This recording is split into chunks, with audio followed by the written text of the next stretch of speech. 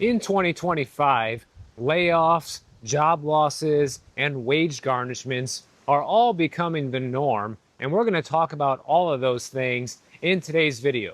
And today I am walking down Elm Avenue in Larkspur, California.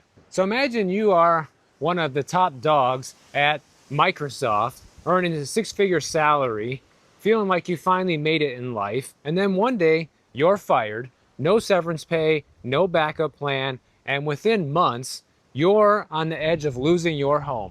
Well, that's exactly what's happening to a man that used to work there. His name is Modi Khan, and this story is becoming all too familiar these days. And by the way, in case you didn't notice, what I first said there is this guy was let go without severance. People who have been getting laid off from these big tech companies prior to now have been the lucky ones that have had the severance. Now you're getting laid off with no severance, which means no safety net after you lose your job. And unfortunately, this story is not unique. This is happening to thousands of tech workers across the country, but really concentrated right here in the Bay Area. And this just goes to show you how brutal today's job market has become. Now, this guy, Modi, he has a strong resume, 5 years at Microsoft, experience in the tech industry, but after being fired in December of 2024, he's burned through almost all of his savings and he's got just $10,000 left. He said it's barely 2 months of survival money.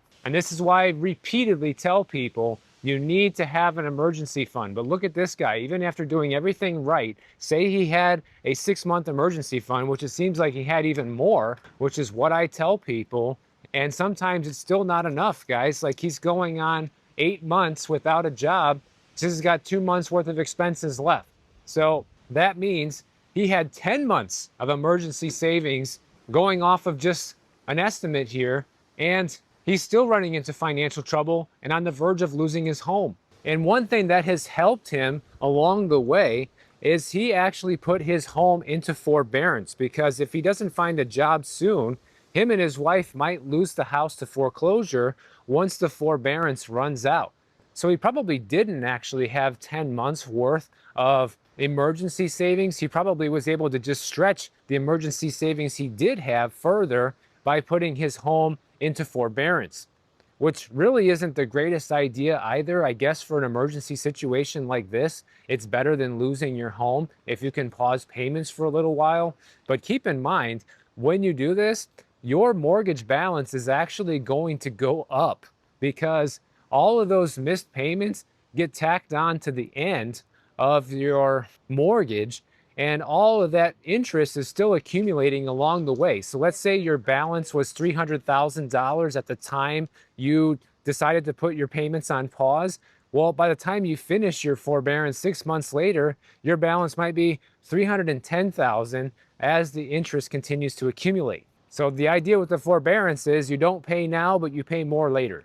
Now, Microsoft this year, I think, has been the top tech company when it comes to layoffs. They've laid off about 15,000 people this year alone. And Google, Amazon, Intel, Walmart, all of these companies are slashing management roles right now, which is kind of dubbed the Great Flattening. Since January of 2025, about 80,000 tech workers worldwide have lost their jobs, and a lot of white-collar positions in general are being hit very hard right now. But this guy Modi says that his last few years at Microsoft were actually pretty brutal. There was a lot of performance reviews that felt like more like setups than support. Managers warned him about losing his job, but offered little guidance or coaching. And he's one of the few people that actually hated working remotely. He preferred to work in the office, and he says that working remote actually gave him a ton of extra stress. So when he finally got let go in December of 2024, he was terminated for performance and denied severance pay. This is kind of the typical story we're seeing a lot of times now. You're seeing a lot of people being let go due to performance, but never really having been told that their performance was bad, having the same performance for the past 20 or 30 years, and now all of a sudden the performance is subpar. I mean, clearly these are just excuses to let people go. Hopefully, I don't know if you guys can hear this, but the wind is absolutely whipping out here today. Look at this.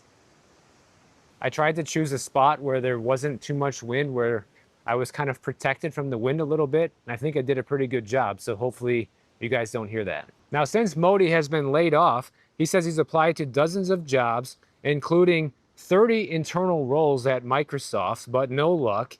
He's had some interviews. Sometimes they actually seem to go really well, but afterwards he gets completely ghosted or just flat out rejected. He believes there's a couple things that are contributing to his hard time finding a new job. One is age bias. That's a big one that a lot of people are facing these days. You know, a lot of employers might assume that you are out of date on new technology, even though he earned an AI certification recently. Also, there's big tech stigma. Recruiters seem to favor startup veterans, seeing Microsoft as too corporate. And he thinks that even his background plays a role due to his Pakistani background that might work against him in the hiring process. But now he's got bills piling up. He's got a mortgage payment coming up pretty soon once the forbearance ends, and his savings are nearly gone. So what do you do? Especially since you've been looking for a job. It's not like he's just been sitting around doing nothing, at least according to him. This just goes to show you that how even skilled workers today can suddenly find themselves just a few months away from financial disaster in today's economy. And this isn't just about this one guy's story. Of course, we're just chronicling his story. But what it's really about is what happens when these corporations cut costs. You know, all these companies used all the free money they received during the pandemic to hire way too many people. And now all those people are being let go. Combine that with AI, which we're going to talk about later in this video, since so many companies are looking for efficiency and cost savings over anything else right now. And this leads you to a situation where all these people are losing high-paying jobs with seemingly nowhere left to turn. And that's why I also think, on a side note here, that the way things are going right now, guys, the Bay Area here in general is going to see home prices come down probably pretty substantially because all these high-income earners are losing jobs right now, and that can't last forever. These guys can't go months or years without work, continue to make their mortgage payments. Somebody's going to have to step in and buy those homes. But as more of them come up for sale and fewer people in the area can afford to buy, what do you think that's going to do to prices around here? Well, you guessed it. And it's bad enough that it's hard to find a job right now, especially for new college graduates. But as if that's not tough enough, if you don't pay your student loans, you are going to see your wages garnished. In fact, millions of student loan borrowers right now could be facing a wage garnishment of up to 15% of their wages by the U.S. government starting by the end of the summer. About 2 million borrowers are at immediate risk of wage garnishment, with an additional 1 to 2 million expected to default in the coming months. So you could see 3 to 4 million people having their wages garnished by the end of the year for not paying their student loans. Now, I have never supported student loan forgiveness. I think that's a bad idea. But at the same time, I do feel bad for people that really tried hard, went to school, and tried to get a good job, and now just because of no fault of their own, they're graduating and they can't find the job that they're looking for because the economy sucks. I don't know how you're supposed to pay your student loan if you can't find a job. But then again, if you don't have a job, there will be no wages to be garnished. So this really only applies to people who actually do have an income and are refusing to pay. In that situation, I don't feel bad for you. You should have your wages garnished. And these wage garnishments can be pretty substantial, guys. They can take up to 15% of after-tax income. So imagine already maybe 20 or 25% of your income is going towards taxes. Well, they can take an additional 15%, which means 40% of your pay is now going towards taxes and the wage garnishment. We'll see when this actually happens. You know, we just passed Labor Day, which kind of traditionally marks the end of summer, even though summer doesn't officially end until September 22nd, I believe. But something else to note, you're not going to be facing wage garnishment unless you are at least 270 days behind. That's how far behind you need to be in order to actually be in default. So if you're just a couple of months behind on your student loan payments, you're not going to see wage garnishments. It's only for the chronically defaulted, essentially. Only after you're delinquent for 90 days or more, that delinquency is reported to the credit bureaus. And right now, there's about 5.8 million borrowers more than 90 days delinquent. Almost 6 million people, guys. That's 31% of all student loan borrowers, to put that into perspective, who are behind at least 90 days. That's pretty far behind. And that also lines up with what I've been talking about on this channel about how people just can't make it right now because the cost of living has gone up too high. Now, your college degree is worthless if you're not making enough money to pay for it, or any money for that matter. So basically how this is going to work is if you are going to have your wages garnished, you are entitled to receive a 30-day notice before the garnishment begins, but many people misunderstand those communications. So if a student loan borrower is in default, the education department can direct the employer to withhold up to 15% of a delinquent borrower's disposable pay until the loan is paid off or is no longer in default status. And by law, the government must at least leave you with 30 times the federal minimum wage per week, which would only be $217.50. So that's the minimum that they have to give you per week. So they can't take it all. But really, if you receive a collection notice, it is critical to respond immediately. And if getting your wages garnished would create a major hardship, then you should consider requesting a hearing, which is something that you might be entitled to as well. So you can avoid having your wages garnished, but it is going to require you setting up some form of payment. You're going to have to negotiate a payment plan with the Department of Education. You can also try something like debt consolidation or rehabilitation, but rehabilitation is only allowed one time. But really the best option is to just never have this happen to begin with. If you have an outstanding student loan balance and you haven't been paying, knowing that you actually can pay, just start paying it. Wouldn't you rather pay the amount that you can actually pay rather than have the government garnish your wages and take however much they feel like taking? And the reality is, the more you don't pay, or when you pay under the minimum amount due, then you're going to continue seeing the balance creep up because of compounding interest. So you're really just shooting yourself in the foot by not paying. This whole pipe dream of getting student loan forgiveness is over, guys. Now, something that one of my viewers requested me to speak about, which has kind of been in the news these last couple days, is how data centers, specifically AI data centers, are increasing people's electric bills across the country. You know, I just did a video the other day talking about how exorbitant the water bills in particular have been getting for people all across the nation. Seemingly they're going up everywhere. Well, now you got to look out for the electric bill too, due to the AI data centers that are cropping up everywhere. So you have utility companies like American Electric Power and Encore in Texas that have received requests for almost 400 gigawatts of electricity. And I'm not an electrician, I have no idea how much electricity that is, but it sounds like a lot. But to put in the perspective of how much that is, that's about half of the entire lower 48 states' peak demand on the hottest summer days. But many of these requests are speculative, and developers are filing with multiple utilities at once, leading to double or triple counting. The utility companies call these phantom data centers, which are projects that exist on paper but may never break ground. But the risk is, if utilities overbuild power plants or transmission lines for demand that doesn't materialize, everyone else's bills go up.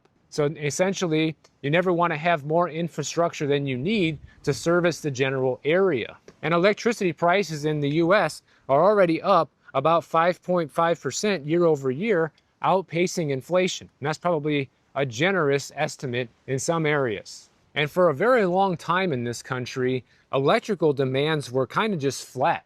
But since 2020, due to the rise of AI, the demand for electricity has been increasing by about 2% per year. And I didn't know this, but apparently a single generative AI search uses at least 10 times the power of a normal Google search.